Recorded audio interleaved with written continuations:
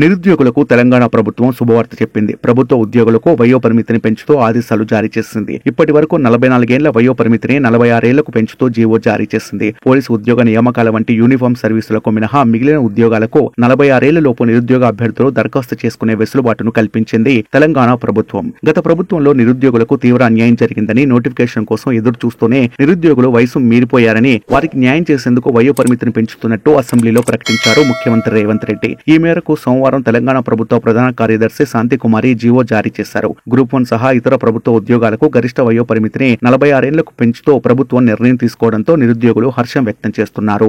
Group 1 అభ్యర్థుల వయో పరిమితిని 46 ఏళ్లకు పెంచుతూ త్వరలోనే గ్రూప్ 1 పరీక్షలు నిర్వహిస్తామని అసెంబ్లీలో చెప్పిన రేవంత్ రెడ్డి కొన్ని నిబంధనల కారణంగానే తెలంగాణ పబ్లిక్ సర్వీస్ కమిషన్ ప్రక్షాళన ఆలస్యమైందని తెలిపారు. తాము గత ప్రభుత్వం లాగా వ్యవహరించమని, పకడ్బందీగా పరీక్షలు నిర్వహించి నిరుద్యోగులకు ఇచ్చిన మాటను నిలబెట్టుకుంటామని రేవంత్ హామీ ఇచ్చారు. తాము బంధువులను అడ్డం పెట్టుకుని ఉద్యోగాలు అమ్ముకునే వాళ్ళం కామని, ప్రతిభ గల వారిని గుర్తించి వారిని ఎంపిక చేసే బాధ్యత టీఎస్పీఎస్సీ తీసుకుంటుందని ఆయన హామీ ఇచ్చారు. త్వరలోనే 15,000 పోస్టులను పోలీస్ శాఖలో భర్తీ చేయనున్నట్టు తెలిపారు రేవంత్ రెడ్డి.